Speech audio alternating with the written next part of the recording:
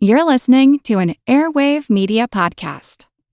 Hey everybody, Spencer here. I just want to announce that Laura, Michael, and I are going to be taking just a little bit of a break here. We're not going to leave you with nothing. Actually, some of our listeners have mentioned that they didn't even realize we covered multiple theories in our earlier episodes. So we're going to reach way back there, pull out some of those theories that you may have missed, and republish them here, whether as a refresher or as an introduction to these fascinating fan theories.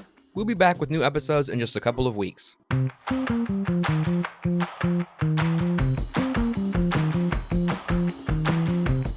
Hey everyone, and welcome to Fan Theory Queries, where we analyze fan theories from all over the internet, but mostly Reddit. I'm Laura. I'm Michael. And I'm Spencer. So this next theory is from user Luke__solo. They say that Hermione can't fix Harry's glasses. Okay. So the theory goes, in the movies, when Hermione fixes Harry's glasses, she does a crappy job, and that's why Harry's glasses don't have lenses. For the rest of the movies, Harry's glasses mostly have no lenses. Hermione probably messed up, and they kept disappearing after that. Harry was just too nice to say anything. And that's it. That's the theory. Oh, man. Oh, so, that's good. Yeah. So, Spencer, since you are probably, out of the three of us, the least into Harry Potter, I want to hear what you have to say first, and then we'll go to Laura, and I'll rat it out. I think this is hilarious. Mm-hmm. And honestly, I did not notice that actually in the movies, his glasses do not have lenses in some instances. I thought this was just something silly, but I just looked it up, and yeah, he actually, in some movies, he has no lenses on his glasses. I think it's really funny. And I mean, I can already give can start a discussion on how I feel about the rating, but I'll save that for when it's time for me to rate. Okay. Oh, okay. Laura, I want to know what you think about this. All right. That is so funny. I do think that would be very weird, though, of Hermione and Ron to not notice that he doesn't have lenses, or anyone.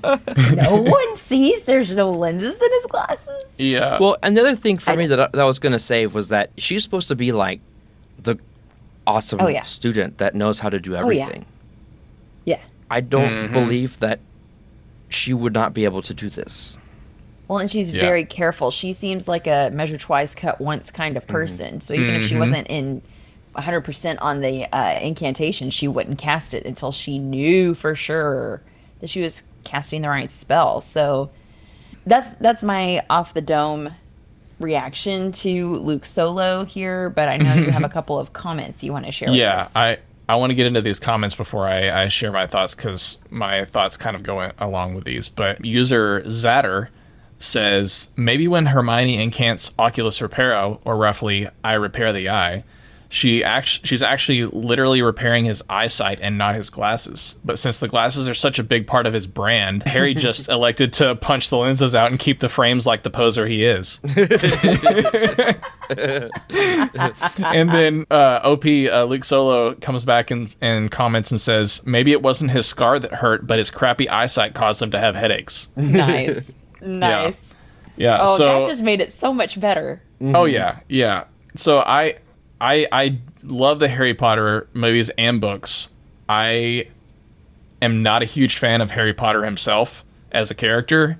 I think he's whiny and annoying and kind of a jerk to everybody, and especially in the books. They kind of tone that down a little bit in the movies, but especially in the books he is. And so I've just never been a huge fan of his character. But I love what Zatter said about the glasses just being a big part of his brand, and him just punching out the lenses like the poser he is. I mean, to me, that makes sense. In fact, honestly, I feel like that's a better theory than the actual theory.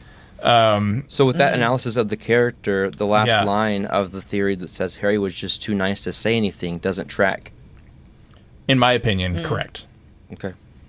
He's not too nice. Because, I mean, I don't think he is too nice. I don't think he's super nice at all. Like, he has a heart, so he's not like a just horrible human being. But yeah, overall, I think that Zatter is probably a little more accurate with their theory on this. I guess what OP said in his comment following the theory makes a little sense too, because as somebody with very poor eyesight and who has to wear glasses, anytime I don't wear glasses for a long period of time, I get horrible headaches just because my eyesight is trash. So if we're going more realistically, that actually would make sense. But yeah, like I said before, I'm sticking with Zadder's comment on this. Yes. So I like it. Yeah, I don't know if I have. Yeah. The way it's constructed, I mean, Zadder's comment wouldn't make sense without OP's theory. So I mean, correct. They do have to be married to each other. But I mean, yeah, if you just take that last sentence out. Yep. Do you guys have anything else? This was kind of a short one, and I don't have a lot of thoughts on it, to be honest. Let's go ahead and rate this.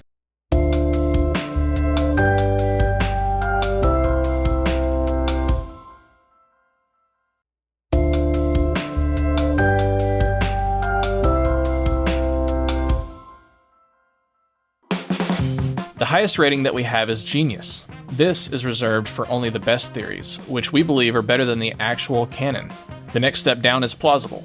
It's a good theory, it's believable. Unlikely is next. It's not a terrible theory, but pretty unlikely, as the name suggests. And then the last thing is preposterous. These are the theories that are just stupid. Basically, we're all dumber for having listened to them. Spencer, you go first. Well, so here's the thing. My gut says preposterous, but at the same time, like, I don't think it's like absolutely stupid. But also, it's worse than unlikely. So maybe where Michael was on the last one. No, it's dumb. It's preposterous. This is preposterous. This is dumb. As far as because there's separating, no proof. Okay. Well, I mean, so separating it as this theory is this is only about the movies. This is not about the books. Yeah. So, and we've already said in our discussion, movie Harry is not the same as book Harry, and there are documented sightings of lensless Harry. So, this is my new canon. I'm saying genius on this on the movies. I personally like the books way better than the movies. Yeah. So that's why I feel okay with saying that about the movies of like, I don't take them as seriously as the books. So, that's fine. That can be my movie canon. Yeah, I think we're kind of on the same level with this one, Lara, because it is the movies. I'm actually going to go with Genius on this one as well. Y'all are opposite of me. It just makes so much sense. But I honestly, when it comes down to it, it was most likely just the prop people either intentionally chose to not put lenses in his glasses because there were reflections, or somebody made a mistake and gave him glasses without lenses. So I would have to suspect it has something to do with the lighting, and that's what I would think. Yeah, I mean, there are tricks and things you can do. Mm-hmm. I don't know why they didn't do those things. Because there were 8 movies. And they didn't want to do it for all 8 movies. I don't know if they got lazy or what, but that is weird to me. It is interesting the way glasses are handled, because this makes me think about The Good Place. I remember in one episode in particular, there was Chidi. They're in like their house or whatever, and I could see reflection of the lights, like the actual lighting that they used to light the set in his glasses. They're okay with that, but I mean, I guess I just think that doing anything like that with glasses is that is chancy, that is tricky. Mm-hmm. Wow. Yeah, it's if there's a DP that can pull off the actors wearing actual glasses in shots with all the lighting and stuff going on, then like they're impressive to me. Like that's and can't your focus puller also have some effect on that as well? Yeah, for sure. Sorry, we're going to go a little more jargony on this, Michael and I, because we're like in production mode. We'll go down this rabbit hole for a long time. Fan Theory Queries is part of the Airwave Media Podcast Network. Visit airwavemedia.com to listen and subscribe to their other fine shows like The Projection Booth, Movie Therapy, and My History Can Beat Up Your Politics.